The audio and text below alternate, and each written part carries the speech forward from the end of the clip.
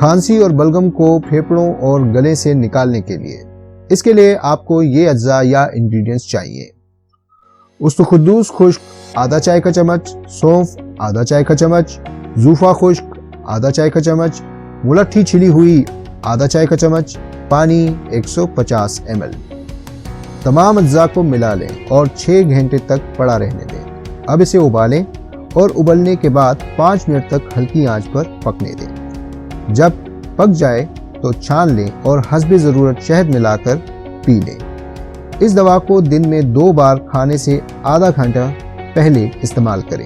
ये एक बेहतरीन एक्सपेक्टोरेंट है, यानी बलगम को निकालती है और खांसी में भी मुफीद है। अब मैं आपको